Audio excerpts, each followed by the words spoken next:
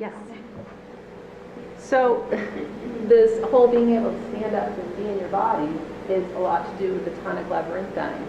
And this tonic labyrinthine actually has two stages. The first one starts in utero, well, where we're all like this and flexed. This allows us to grow into this tiny little womb and be in this flexed position. And then when we're born, the TLR backwards starts to emerge so that we can extend and have that.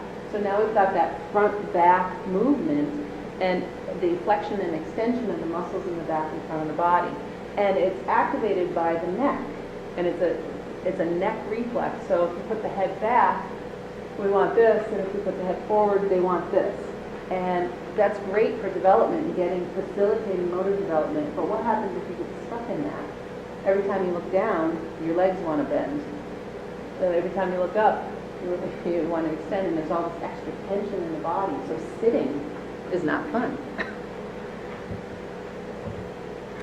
So there's the backwards, forwards, and they each of these reflexes are on a typical time schedule, but the reality is it's not exact, and there's a lot of overlap between the reflexes in terms of what's developing, what's integrating, what's emerging all at the same time. So that information is there for you, but I'm not going to get into that today.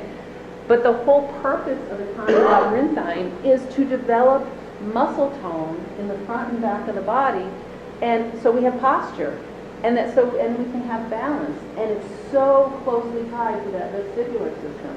So this whole movement of the neck obviously activates the vestibular system at the same time, which also is developing this motor pattern and extension and flexion of the muscles in the back of the body. So if the tonic labyrinthine is not integrated, and you go, you look up at the teacher or look down towards the floor, it confuses the vestibular system like crazy. So we don't know where our body is, and we don't have control over our body.